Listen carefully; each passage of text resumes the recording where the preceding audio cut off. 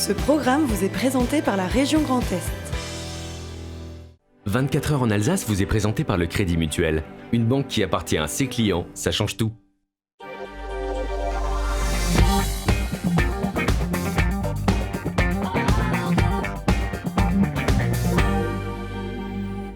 Salut à toutes et à tous, installez-vous confortablement, c'est 24 heures en Alsace, 1 heure de direct et d'actualité régionale. Je vous emmène au spectacle. Ce soir, on va parler d'un opéra urbain pour commencer avec des jeunes du quartier du Marais à Schiltigheim qui présenteront ça la semaine prochaine. C'est à découvrir dans cette émission. On va parler livres, évidemment, comme chaque semaine avec Martial Debrief. Non pas un, non pas deux, mais 3 livres, 3 pépites sélectionnées par notre spécialiste. On va parler magie, évidemment, avec de la magie et du spectacle en plateau avec Eric Borner comme chaque mardi. On va en prendre plein les yeux et on va parler d'un autre spectacle où là aussi, vous en prendrez plein les yeux. Ça se passe vendredi, samedi et dimanche du côté de Schiltigheim, le gala du plus grand club de France, le Ballet Nautique de Strasbourg. Tout ça est à découvrir dans cette émission.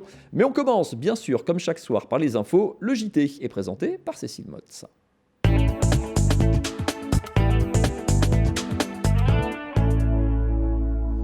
Bonsoir à tous, dans l'actualité alsacienne de ce mardi 3 décembre. Un nouveau lieu d'accueil enfants-parents a ouvert à Bolvillers. Objectif, accompagner les familles confrontées à la surdité. La radio FIP à Strasbourg est menacée après l'annonce d'un plan d'économie nationale pour les antennes de Radio France. Les salariés tirent la sonnette d'alarme. Et puis au lycée hôtelier Alexandre Dumas à Illkirch, des enseignants européens apprennent aux étudiants à répondre aux besoins écologiques de la restauration. Mais pour commencer, de nouveaux tags antisémites ont été découverts cet après-midi au cimetière israélite de Westhofen. Selon la préfecture du Bas-Rhin, 107 tombes auraient été dégradées. Ce matin déjà, des tags antisémites avaient été retrouvés dans la commune de Schaffhouse-sur-Zorn. Le préfet du Bas-Rhin, Jean-Luc Marx, condamne fermement ces actes et a exprimé son soutien le plus total à la communauté juive. Nous vous en parlions hier, retour sur les grèves contre la réforme des retraites. Elle s'annonce d'ampleur. La SNCF présentait cet après-midi ses prévisions de trafic en Alsace et son dispositif d'information dédié aux usagers. Mercredi, à partir de 19h et jusqu'à la fin du service, un TER sur 3 sera en circulation. On écoute Fabrice Moine, responsable information voyageurs Grand Est, au micro de Fanny Kunz. Jeudi 5 décembre, la circulation sera très perturbée sur l'ensemble du territoire alsacien. On aura pour TER 3 allers-retours entre Strasbourg et Bâle et un aller-retour entre Saverne et Strasbourg. Tout le reste, il n'y aura pas de train, il n'y aura que des cars qui seront mis en place, mais ces cars ne suffiront pas à absorber l'ensemble de notre clientèle habituelle. C'est pour ça que nous demandons à nos clients de reporter leur voyage s'ils le peuvent, de l'annuler, ou s'ils ne le peuvent pas, d'essayer de trouver un moyen de substitution. Il y en a d'ailleurs qui sont disponibles sur Oui SNCF. L'ensemble des informations sur les trains qui circulent mercredi et jeudi sont disponibles sur l'ensemble des médias SNCF, donc l'appli Assistant SNCF. Vous pouvez envoyer au CRC, le centre de relations clientèle, ou dans les principales gares, vous avez les informations. Mouvement social, toujours, les habitués de FIP n'auront pas entendu sa voix aujourd'hui. L'animatrice de l'antenne strasbourgeoise Agnès Stern-Jacob était en grève. Suite à un plan global d'économie chez Radio France, les 3 dernières stations locales, Strasbourg, Nantes et Bordeaux, risquent de fermer d'ici juin 2020. Objectif pour la direction, réaliser 60 millions d'économies.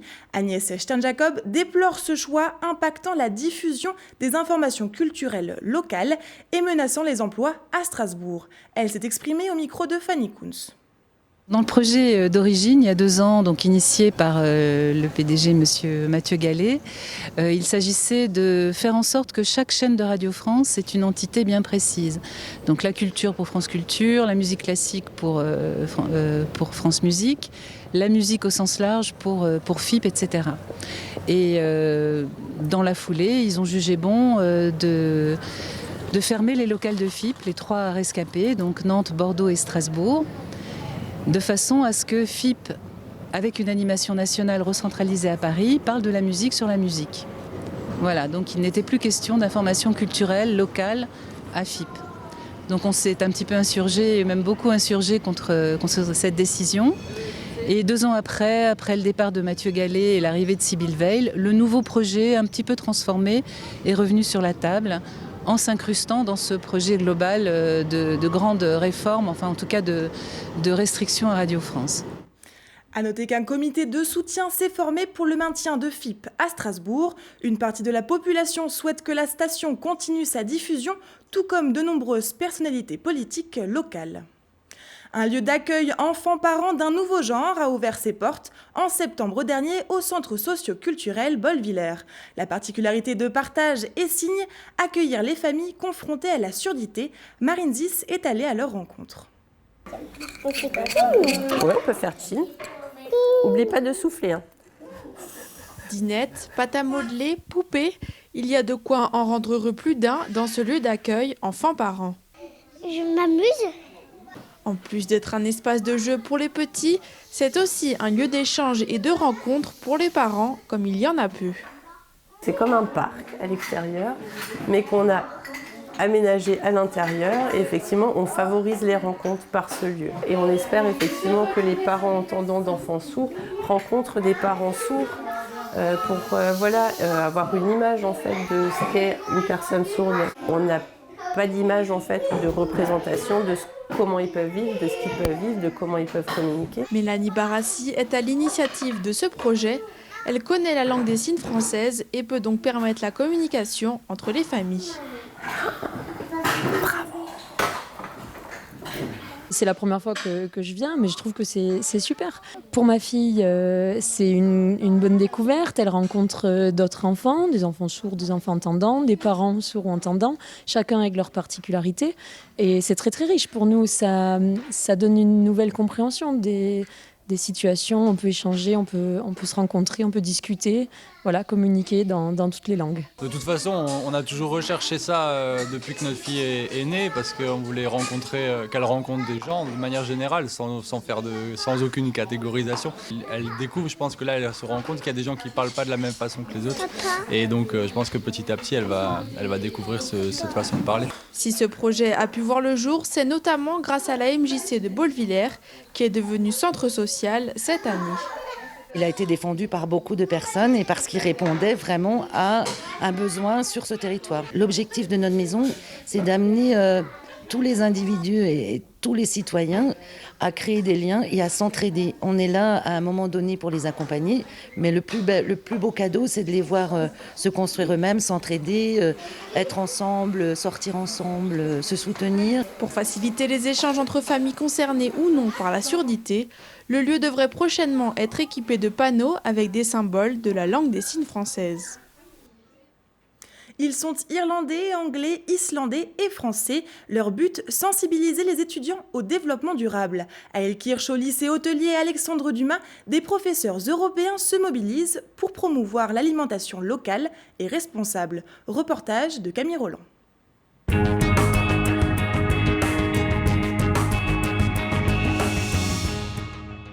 Dans les cuisines du lycée hôtelier Alexandre Dumas, ce midi, les étudiants prennent une leçon verte. Cette carcasse, bien sûr qu'on la valorise, on va retirer les abatis, on va couper ici sur le bateau, séparer en deux, retirer les glandes qu'il peut y avoir à l'intérieur, on va s'en servir pour faire notre base de sauce, donc faire un fond blanc. Bien entendu, on ne jette rien. La recette du jour, une découpe d'un suprême de volaille accru et le challenge, cuisiner des produits issus de circuits courts et éviter le gaspillage alimentaire. Ce qu'on peut faire du coup avec les abats, on peut les valoriser en tant qu'une farce. On a utilisé les aiguillettes pour faire la farce mousseline. La carcasse, on va faire un fond qui va nous servir pour la sauce. Après du coup, les œufs, on les utilise également dans le fond pour pouvoir faire la sauce. À la fin, du coup, on utilise vraiment toute la volaille. Si on a envie d'évoluer en tant que restaurateur, par exemple, nous voulons le meilleur pour nos clients.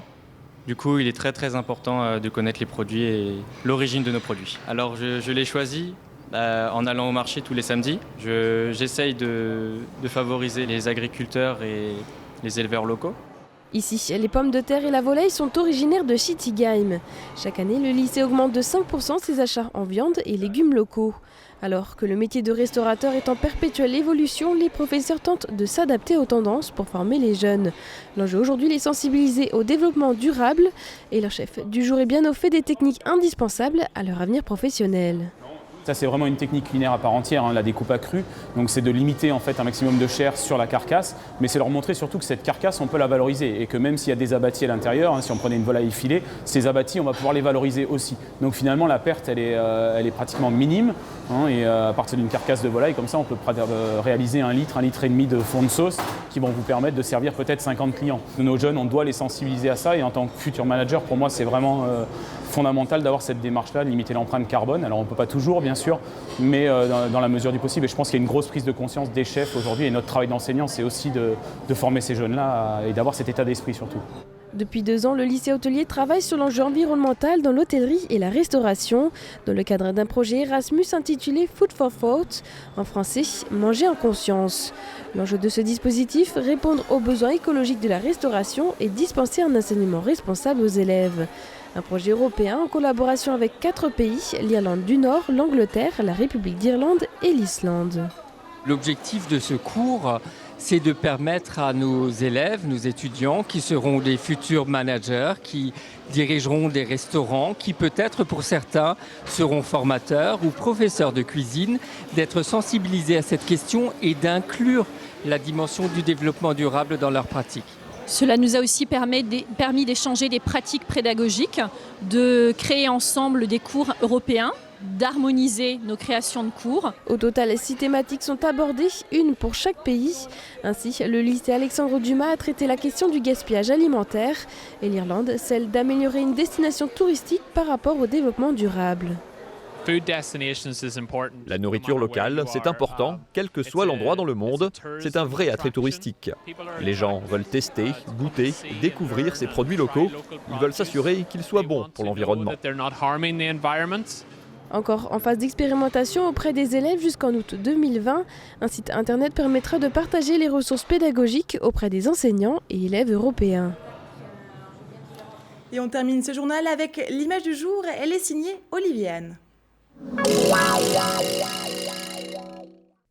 Les vins d'Alsace font leur révolution et le font savoir au grand public en vidéo et par des afterworks ciblés. Lundi prochain, le 9 décembre, 10 producteurs des 2 départements alsaciens feront découvrir chacun 3 de leurs cuvées certifiées bio ou biodynamie. C'est en Alsace que les premiers vins bio ont vu le jour il y a 50 ans et aujourd'hui 25% du vignoble est converti et ce mouvement s'accélère.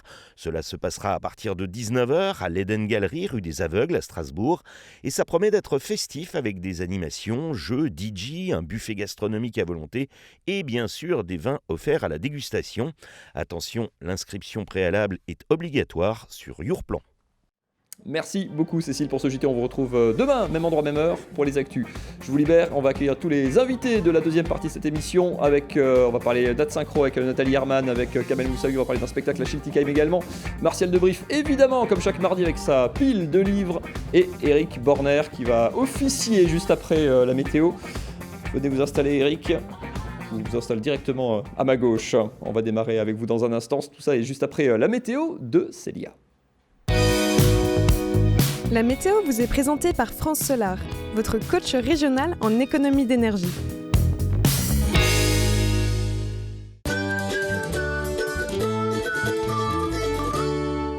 Bonjour à tous, ravi de vous retrouver pour votre point météo de ce mercredi 4 décembre. Et ce sont des conditions calmes et sèches sur l'ensemble du territoire transfrontalier en matinée. Alors attention toutefois au brouillard, au lever du soleil, de Strasbourg à Mulhouse en passant par Colmar ainsi que du centre au sud de la région du Bade-Wurtemberg. Pour le reste du territoire, vous le voyez, c'est un grand soleil en perspective. Attention aux gelées matinales, il fait froid, même très froid en matinée. Moins 2 degrés est prévu sur la majeure partie du territoire alsacien jusqu'à moins 1 degré. Du côté d'Haguenau ou encore de Wissembourg, ce sera également entre moins 1 et moins 2 degrés chez nos voisins suisses et allemands.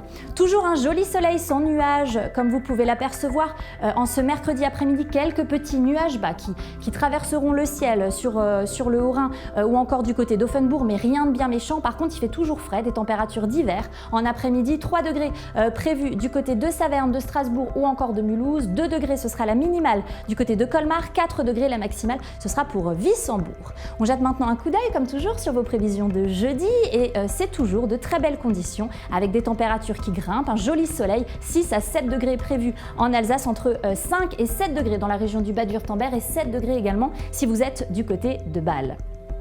Mercredi, nous serons donc le 4 décembre et nous fêterons les Barbara. Le soleil se lèvera à 8h03 pour se recoucher à 16h34. Je vous souhaite un très très bon moment sur Alsace 20, à très vite.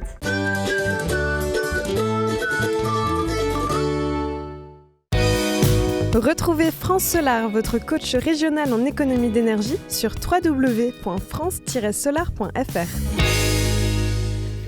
Une émission très spectacle ce soir. On va parler dans un instant de deux spectacles qui ont d'ailleurs tous les deux lieu à Schiltigheim avec Nathalie Hermann-Dedgen et avec Kamel Moussaoui. Regardez ces quelques images. On va parler d'un opéra urbain tout d'abord dont la première sera mercredi prochain et du gala du Ballet Nautique de Strasbourg. Mais tout ça, Eric Borner, c'est juste après nos deux invités. Je vous les laisse en version cobaye. Vous avez besoin de cobaye ce soir ? Cobaye, complice, partenaire, complice. Partenaire. Complice, c'est inquiétant. Partenaire, j'aime bien. Partenaire. Partenaire. Allez, c'est l'heure de rêver et d'un petit peu de magie sur Alsace 20. Vivez l'expérience DS dans les DS Store Car Avenue, un moment unique et magique.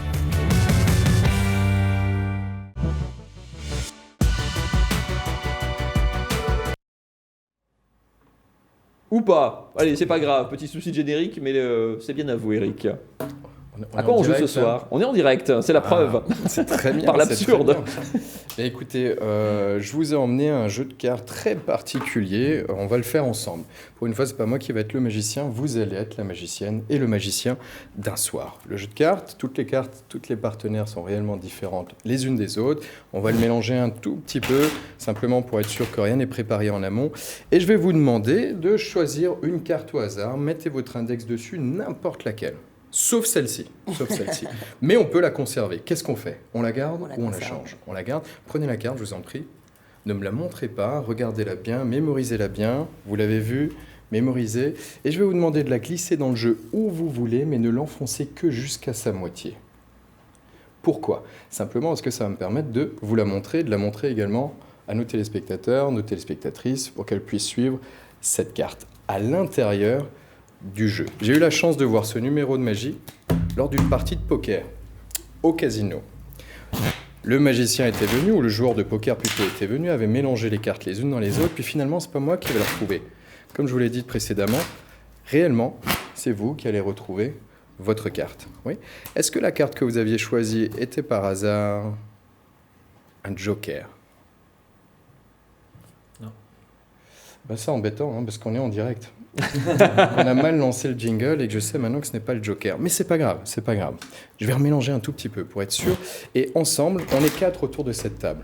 Alors si on est 4 autour de cette table, on va choisir mutuellement une carte. Ça nous fera un total de 4 cartes. Ces 4 cartes vont me donner certainement l'indice du nom de votre carte, celle que vous venez de choisir. D'accord ? Par exemple, Martial, est-ce que tu veux bien me dire stop n'importe quand tu le souhaites ? Stop. Stop ici. La carte que vous aviez choisie était une carte rouge ou une carte noire ? Rouge. Vous voyez que le dos de la carte qui a été déposée là, sur laquelle Martial m'a demandé de m'arrêter, est une carte rouge. C'est un bon indice. Dites-moi stop quand vous le souhaitez. Rappelez-moi votre prénom. Kamel. Très belle mémoire. Kamel, dites-moi stop quand vous le souhaitez. Stop. Stop ici. Est-ce que la carte que vous aviez choisie était un cœur ou un carreau ? Un carreau. Un carreau. Si je déplace légèrement la carte, c'est-à-dire que si on lui donne cette forme-là, on pourrait reconnaître la forme d'un carreau. Absolument. On pourrait. Est-ce que vous voulez bien me dire stop ? Ah, il sourit, il est méfiant. Stop. Juste me dire stop, mais pas là. Un petit peu plus loin, on laisse durer le suspense. Non, n'importe quoi. Stop ici. La carte était un carreau rouge, c'était une figure ou un chiffre ? Un chiffre. Un chiffre. Comme c'est la 3e carte, celle-ci est un chiffre. Il n'y a aucune logique, mais vous le comprendrez un petit peu plus tard. C'est vrai ? La dernière, c'est vous qui allez me la donner. Dites-moi stop quand vous le souhaitez. On a le temps, prenez le temps. Quel était votre chiffre ? Quel était le chiffre ? 9. 9. Dites-moi stop sur un 9. J'ai pas été très précis. Stop. Celle-ci. La carte que vous avez choisie était un 9. Dans l'idéal, la dernière peut être un 9 de pique, un 9 de trèfle, un 9 de cœur, mais dans l'idéal, un 9 de carreau. Alors si on prend résumé de toutes les étapes, on a choisi une carte, on sait que votre carte n'était pas le joker. On sait que votre carte était une carte rouge, et on sait que c'était un carreau. On sait maintenant précisément que c'était un 9 de carreau. Un 9 de carreau.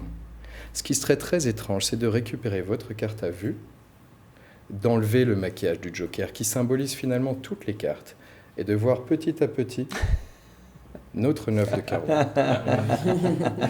C'est très bon. C'est votre carte ? Oui, absolument. Mais on pourrait aller plus loin. Sur 52 cartes, vous avez choisi 4 cartes au hasard. Mais on dit qu'il n'y a pas de hasard dans la vie, que des rendez-vous, ou que le hasard sourit à ceux qui s'y sont préparés. La première carte que vous avez choisie est un as de pique. La deuxième carte que vous avez choisie est un as de carreau. La troisième carte que vous avez choisie est un as de trèfle. Et la dernière que vous avez choisie, un as de cœur. On a parlé de poker, je vous ai parlé de casino, et on peut avoir effectivement un carré d'as. Si je reprends ici le rouge, le noir, le rouge est pour terminer le noir. Ça nous fait du Stendhal, ou du Jeanne Masse, monsieur. Question de culture. 1, 2, 3 et 4 cartes. Vous allez pouvoir jouer ensemble. Je vous donne l'as de cœur. Je vois que vous portez le cœur en vous en ce moment même. Donnez-moi votre main gauche, la main du cœur. Tenez la carte, ne la faites pas tomber pour le moment. On a encore 1, 2 et 3 cartes. À côté, le carreau, le fameux carreau que vous venez de choisir. On fait un jeu de bonneto, mais uniquement avec 2 cartes. Dans un jeu de bonneto traditionnel, et on a 2 cartes noires, une carte rouge. L'objectif est de constamment suivre la carte rouge et de la retrouver. Cette fois-ci, on va le faire uniquement avec 2 cartes. Prenez le cœur que vous avez en main et déposez-la délicatement sur le carreau. Exactement, le carreau sur le cœur. Le carreau sur le cœur. Et le cœur sous le carreau. Vous avez suivi ? C'est parce qu'il y a une petite distorsion de la réalité. Mais maintenant, on joue sans regarder pour l'instant. Est-ce que le cœur est au-dessus ou en dessous ? On joue petit, on joue pour 1 000 €. C'est juste pour le plaisir. D'accord, Jean-Pierre.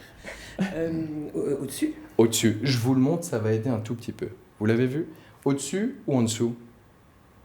Rapidement. Au-dessus ? Au-dessus. Mais si un magicien joue, même si vous venez de la voir au-dessus, effectivement, qui gagne ?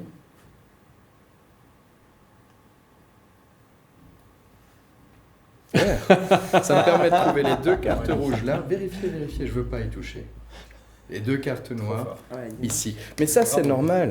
Un vrai numéro de magie. Un vrai numéro de magie. C'est pas de retrouver une carte et de la transformer. C'est encore moins de laisser le hasard participer et d'avoir un carré d'as, mais de faire ce qu'on appelle la manipulation du diable. Et pendant que je vous parle, de détourner votre attention ou pas. Et de reclasser toutes les cartes qui sont posées devant vous depuis le début, dans un ordre absolument parfait, en rangeant les piques avec les piques, les carreaux avec les cœurs avec les cœurs, d'avoir nos 2 jokers là, dans un ordre chronologique pour pousser encore plus loin, 2, 3, 4, 5, 6, 7, 8, 9, 10, valet, dame, roi, 2, 3, 4, 5, 6, 7, 8, 9, 10, valet, dame, roi, 2, 3, 4, 5, 6, 7, 8, 9, 10, valet, dame, roi. Est-ce qu'il vous reste des questions ? Rien à dire. Eric Borner, messieurs, dames. Franchement, tout ça en direct et sans filet, je le répète. En direct, c'est vrai, c'est beaucoup, compliqué. Eric. Juste comme ça, si on n'avait pas eu le jeu juste avant de terminer, je vais vous quitter en magie, c'est normal, je vais disparaître. Est-ce que vous voulez bien juste fermer les yeux 2 petites secondes et penser à une carte ? Vous en avez une en tête. Oui, vous en avez une en tête, réellement. Si on devait choisir une carte, je sais que tu ne sais pas ce qui va se passer. Tu sais que j'ai peur parce que je surveille le chronomètre. Dis-moi stop sur une carte. Stop. Récupère la carte, mets-la contre toi, ne la montre pas pour l'instant. Juste pour le plaisir du jeu, ouvrez les yeux. Quelle est la carte que vous avez en tête ? 9 de cœur. 9 de cœur. Et la vôtre ? 4 de cœur. 4 de cœur, 4 de cœur. Est-ce que vous voulez bien, parce que je vous ai taquiné tout au long de l'événement, regarder la carte qu'il a choisie sur 52 possibles. C'est le 4 de cœur. C'est le 4 de cœur. J'ai pas pu vous dévoiler le 9 de cœur parce que sinon sur le tapis, il y a une carte, une seule, qui aurait dû sortir et revenir automatiquement, qui aurait été votre 9 de cœur. Je vous laisse prendre une activité normale. Bonne soirée. Merci beaucoup, Eric. Grand numéro, encore une fois. On le retrouve, ce garçon, chaque mardi, ici et puis un petit peu ailleurs, partout. Merci beaucoup pour ce moment. On se retrouve, on va parler spectacle encore avec du côté du Ballet Nautique de Strasbourg, du côté de Schiltigheim également, juste après cette page de pub. À tout de suite.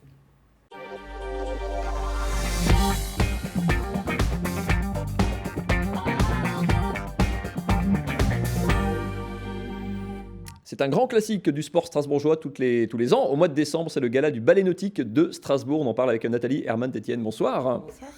J'ai à nouveau écorché votre nom. Vous êtes la directrice artistique du Ballet Nautique de Strasbourg. Pour poser le décor et pour faire simple, on peut dire que le Ballet Nautique de Strasbourg, c'est le meilleur club de France en natation artistique. On dit natation artistique maintenant et plus natation synchronisée. C'est ça, depuis récemment. On appelle ça natation artistique. Alors, c'est le 2e club français sur un peu plus de 200 clubs. Et on compte 275 licenciés. Ça veut dire de quel âge à quel âge ça s'étale De 3 ans à 28 ans, 30 ans. Vous avez notamment des filles, deux, je ne sais plus, qui préparent les Jeux Olympiques de Tokyo l'an prochain, qui sont licenciées chez vous, mais qui s'entraînent à Paris. Exactement. Donc ça veut dire qu'on est au top du plus haut top. niveau. On est au plus haut niveau, effectivement, et ça l'a confirmé au dernier championnat de France qui se sont déroulés à Strasbourg en juin dernier. On a raflé quand même 6 titres de championne de France sur 7 participations, et la 7e c'était médaille d'argent. Donc oui, là on est vraiment au plus haut niveau. Très très haut niveau. Il y a des compétitions officielles dont on parle, et puis il y a une fois par an, vous faites plaisir un petit peu, vous vous lâchez un petit peu avec ce grand gala qui est traditionnel sur un vendredi, samedi, dimanche en décembre du côté de Schiltigheim. Regardez ces quelques images, on dévoile rien de cette année, ça c'est des images de l'an dernier pour vous mettre dans l'ambiance.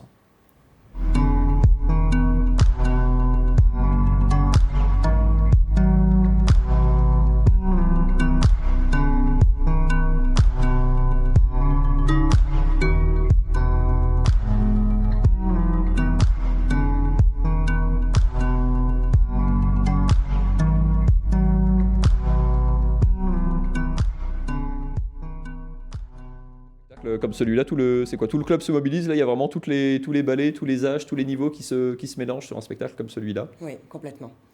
Toutes les nageuses, les professionnels, les bénévoles au niveau de l'encadrement. On est sur un travail, alors nous, en termes de direction artistique, on commence bien avant pour choisir l'ambiance, le thème général.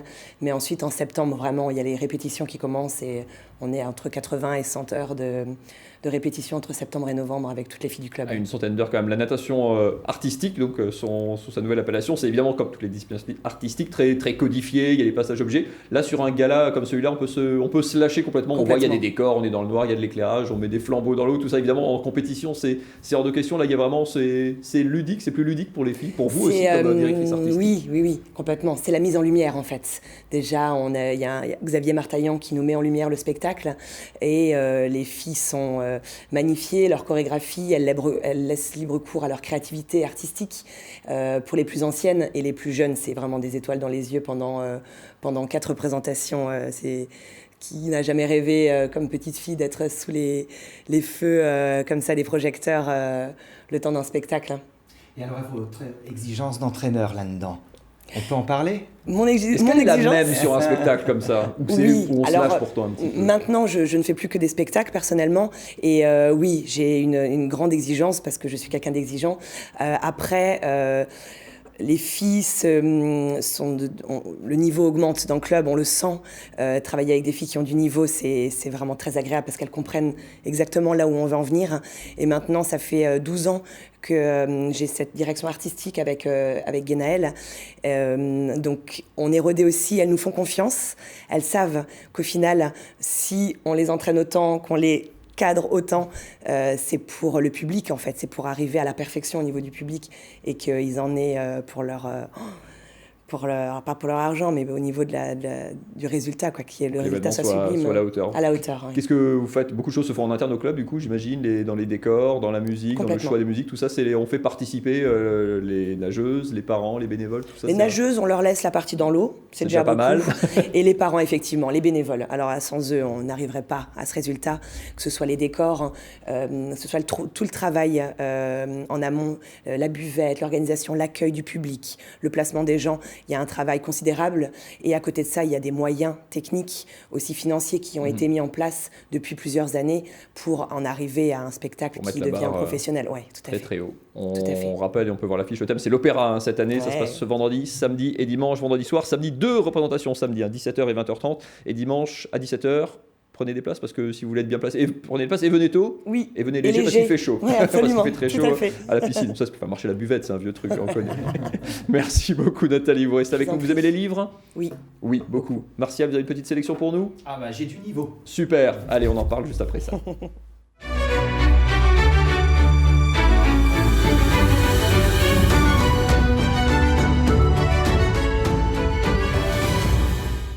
Bonsoir à toutes et à tous. On est à Tchernobyl, 1986. Le réacteur explose. Et c'est aussi l'explosion pour un couple en tout cas d'adolescents qui s'aiment très fort et dont le lien est, dès le départ, en tout cas indélébile. Et pourtant, ce réacteur va emmener Léna, la fille, à Paris avec ses parents. Elle emporte comme seul bien ces lettres qu'elle a eues avec son ami d'enfance. Et ce Ce roman est absolument extraordinaire parce qu'on va se retrouver au cœur d'une histoire d'amour séparée par l'exil. Ce garçon est resté, lui, en Ukraine. On est persuadé, Léna est persuadée qu'il est décédé, et 20 ans plus tard, elle va refaire le trajet à la quête de son histoire et à la quête de son amour passé. Et je ne vais pas vous dévoiler la suite de cette merveilleuse histoire d'amour, mais on va parcourir des pages fortes qui laissent des traces indélébiles au lecteur, sur l'exil, mais aussi sur le déracinement, sur l'amour, sur l'espoir et surtout sur la folie humaine. C'est un très beau livre que je vous recommande, c'est un de mes coups de cœur. Je vous dis, il y a du niveau ce soir et ça s'appelle « À crier dans les ruines ». Allez, le suivant, c'est aussi une histoire d'une autre folie, avec là aussi la quête, quelque part, d'une personne aimée. Oui, absolument. Est-ce que vous avez déjà lu Nadine, mon fils ? Non, je le confesse. Bon, eh bien, il va falloir régler ça. Absolument, parce que Nadine, mon fils, n'est pas une débutante. Elle a écrit un certain nombre d'ouvrages. Et là, elle revient avec un roman qui s'appelle « Le rêve d'un fou ». Alors, on est au cœur d'une histoire, quasiment un conte. Le fameux facteur cheval qui a construit le palais idéal à Haute-Rive dans la Drôme. Et ce facteur cheval, eh bien, il a vraiment un poids sur le cœur. Il a perdu sa fille Alice à l'âge de 15 ans.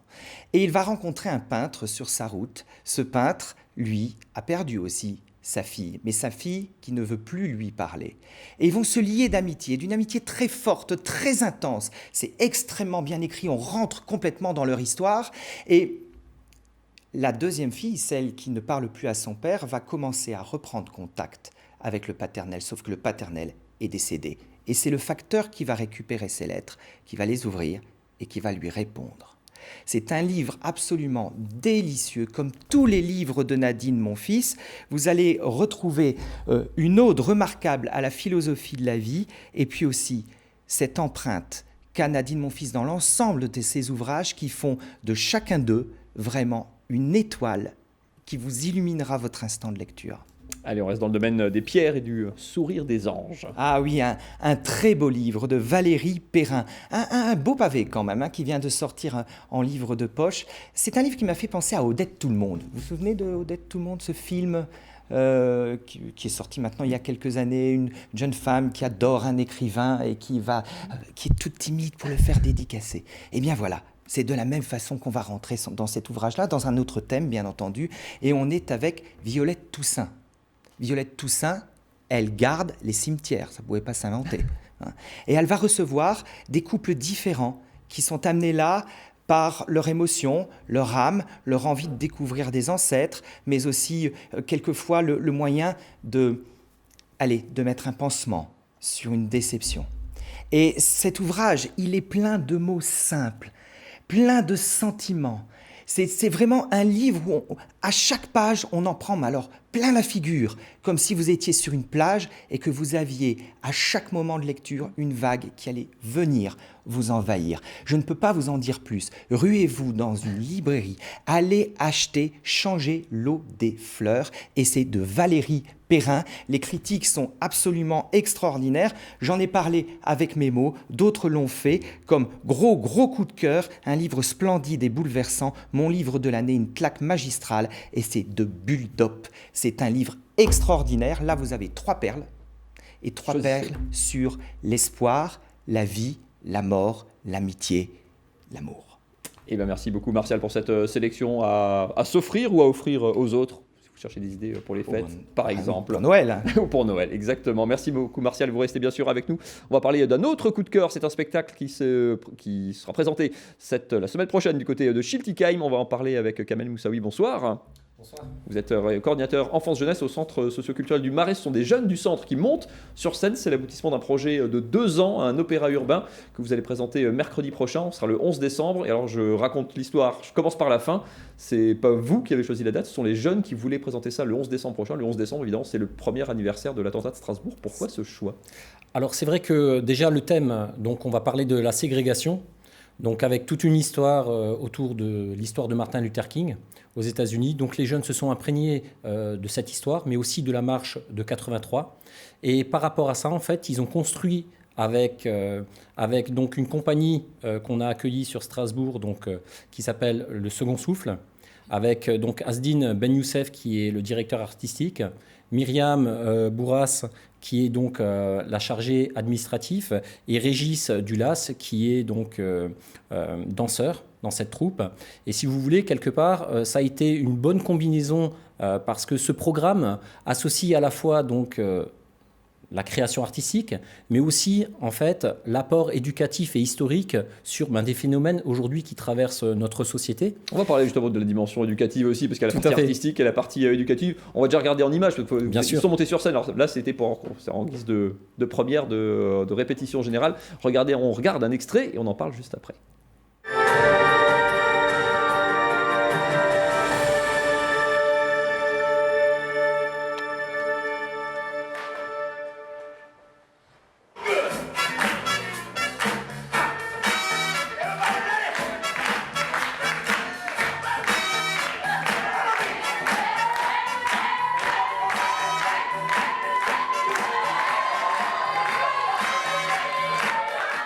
Alors c'est essentiellement danser, il y a du récit également. Quels sont les autres ingrédients que vous avez mis dans le cocktail?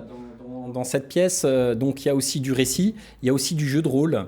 Donc tout ça, c'est articulé autour de plusieurs événements. Donc on a aussi procédé à des débats où on a pu accueillir donc Christian Delorme, qui a été l'initiateur de la marche de 83, mais aussi Sarah Sand, donc qui elle a vécu la ségrégation. Donc ça a été des témoignages très forts, très bouleversants pour autant les jeunes que les familles, puisqu'il faut savoir que ce projet-là donc est un projet qui est porté par les familles aussi, parce que pour moi, au niveau éducatif et pédagogique, il faut vraiment qu'aujourd'hui les jeunes sont soutenus et valorisés par leur famille, et je pense que ce type de projet-là, ça a vraiment porté ses fruits, et on s'en rend compte déjà aujourd'hui, parce qu'il faut savoir que là, on part du niveau 0 avec des jeunes qui n'avaient pas de culture. C'est ça, au départ, c'est pas une troupe au départ. Pas du tout. Voilà. Pas du tout. Donc ils ont tout confectionné par rapport à ça. Ils s'occupent des décors, ils s'occupent des costumes, ils s'occupent de la mise en scène, de toute la dimension aussi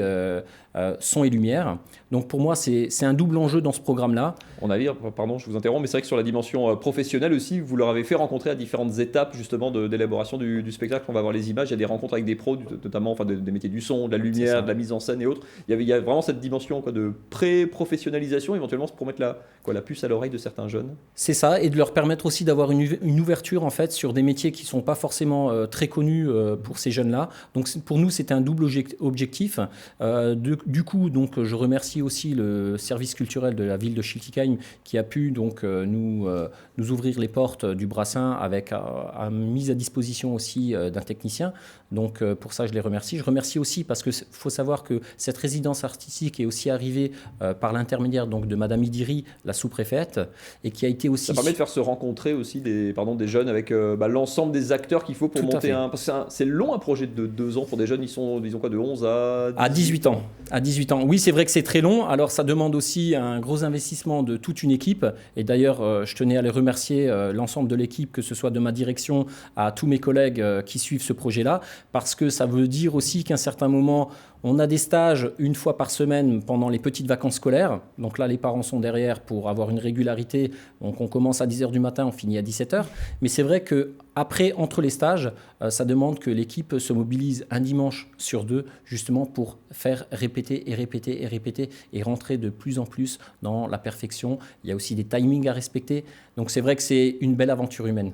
C'est une exigence éducative au sens très large. Ça donne des idées pour d'autres jeunes pour la suite? Ben oui, on l'espère. On l'espère que ça donne des idées à d'autres jeunes. En tout cas, nous, on ne compte pas s'arrêter là.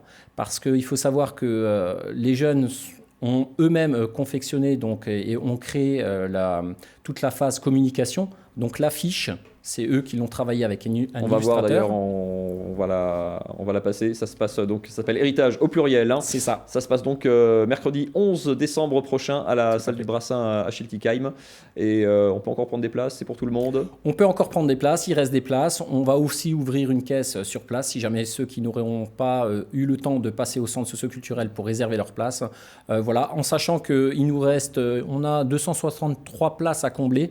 Donc surtout n'hésitez pas, en sachant que... Dépêchez-vous. Dépêchez-vous. Et ce financement va nous servir en fait, la finalité de ce projet-là, ça serait de les emmener aux États-Unis sur les traces de Martin Luther King. Thème dont on a parlé. Merci beaucoup Kamel Moussaoui, Merci bravo pour ce projet. On rappelle aussi le gala du ballet nautique de Schiltigheim, de votre voisine. C'est vendredi, samedi et dimanche à Schiltigheim, toujours du très chilicois ce soir. Et merci en tout cas à tous les quatre. Merci beaucoup Martial. La suite de l'actu de ce soir, c'est bien sûr, comme chaque mardi, le tour des cantons.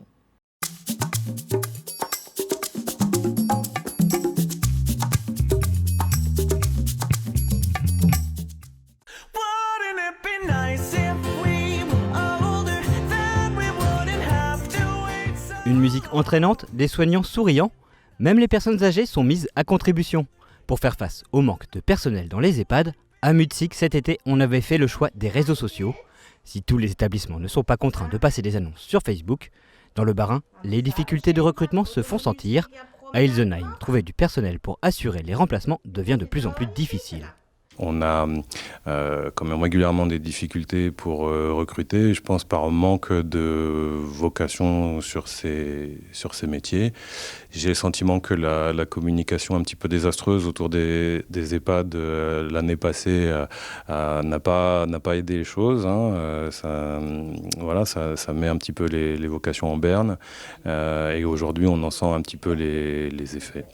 Avec le vieillissement de la population, les besoins en professionnels du paramédical sont en plein boom. Pourtant, en Alsace, comme partout en France, les EHPAD peinent à recruter, en cause des rémunérations peu attractives et des conditions de travail parfois difficiles. Il faut dire que le travail des aides-soignantes n'est pas toujours évident. Ici, il faut être présent auprès des résidents 7 jours sur 7 et 24 heures sur 24. Pour les équipes, cela veut dire travailler régulièrement les week-ends et le soir, mais aussi être confronté au quotidien à la fin de vie. C'est un métier éprouvant, aussi bien physiquement que psychologiquement, mais par ailleurs, il apporte beaucoup de choses. Je pense que le personnel arrive à s'épanouir, à se retrouver. Et voilà, les personnes âgées nous apportent énormément. Parfois, les charges de travail sont quand même plus lourdes. Les horaires, voilà, on n'a pas forcément des horaires toujours faciles dans notre métier, mais c'est un choix, donc voilà. Travailler les week-ends, des jours fériés, des nuits, mais c'est un choix. Les jours ne se ressemblent jamais, il y a des jours sans, il y a des jours avec. Ils sont, voilà, un jour ça va pour eux, un jour ça va moins bien. Et c'est là qu'il faut trouver notre humour et puis leur donner envie d'être là. Ils nous donnent de bons moments, de bons échanges. La dimension humaine du métier d'aide-soignante est indispensable dans les EHPAD, peut-être plus que dans d'autres types d'établissements. Car ici, avant tout, c'est un lieu de vie. La relation soignant-résident, c'est encore ces derniers qui en parlent le mieux. J'admire souvent les soignants qui, malgré le manque de temps, ou avec le manque de temps, se penchent sur des êtres fragiles et diminués. Et je trouve qu'il faut beaucoup de foi en l'homme pour croire à la valeur de leur travail. Un bébé, c'est facile à soigner, mais une personne âgée qui se souille, c'est beaucoup plus difficile. Si les EHPAD sont en constante recherche de personnel diplômé, ici on recherche certes des profils avec de solides compétences professionnelles, mais aussi de grandes qualités humaines. Quelqu'un qui va avoir envie de communiquer avec nos résidents, puisqu'ici on est un lieu de vie avant d'être un lieu de soins. On s'occupe de personnes, mais dans leur environnement de vie, dans leur maison. Donc c'est avoir des personnes qui ont envie de s'intéresser aux résidents, de les connaître, de les découvrir, de les respecter. Pour travailler auprès de personnes âgées, on demande à ce que le personnel ait beaucoup d'empathie, voilà, que ce soit une qualité essentielle pour pouvoir accompagner les résidents et répondre à leurs attentes. Le manque de personnel crée une situation qui met les équipes en tension et impacte la qualité de vie des résidents. Pour faire face à la crise des vocations, le conseil départemental du Bas-Rhin a fait le choix d'un job dating. L'hôtel du département accueillait 37 établissements barinois, proposant 189 offres à pourvoir. Le public cible, les demandeurs d'emploi. On voyait bien que le système classique offre-demande d'emploi ne fonctionnait pas suffisamment. Et c'est pour cette raison qu'avec les autres partenaires, avec Pôle emploi, avec les missions locales, avec la région, nous avons souhaité organiser une démarche particulière d'accompagnement des chômeurs de longue durée vers ces métiers, en les mettant en relation directe avec des EHPAD du territoire. Anna en est à son 4e entretien de la matinée. Actuellement sans travail, elle a été orientée vers le job dating par son conseiller Pôle emploi. Si près de 350 personnes se sont présentées ce matin, elle espère bien faire la différence grâce à son expérience. Ça correspond tout à fait à mon domaine, ASL, ASH, et c'est pourquoi je suis là, c'est Pôle emploi qui m'envoie. Pour l'instant, tout s'est bien passé. Maintenant, à savoir si on va m'appeler ou pas, je reste positive. L'EHPAD des Pâquerettes à Schiltigheim a 3 postes d'aide-soignants à pourvoir. Les candidatures s'accumulent tout au long de la matinée, une opération satisfaisante pour l'établissement. 16 personnes se sont présentées, nous avons pris à peu près 10 minutes par personne. Et parmi les 16 personnes, je pense qu'on a à peu près 4 personnes vraiment qui nous ont attiré notre intérêt. Et puis peut-être 5-6, je dirais, où on se pose encore des questions et on va s'interroger. C'est vraiment très positif. Les personnes que j'ai vues, je pense que j'aurais pas pris aussi peu peut-être de temps pour rencontrer 16 personnes. Donc faire les démarches moi-même aurait été beaucoup plus long, beaucoup plus complexe, compliqué. Merci. Les candidats recalés se verront proposer une formation ou un stage pour tester leur vocation. Au département, on souhaite aller plus loin que l'urgence du recrutement. On plaide déjà pour une revalorisation des métiers du soin.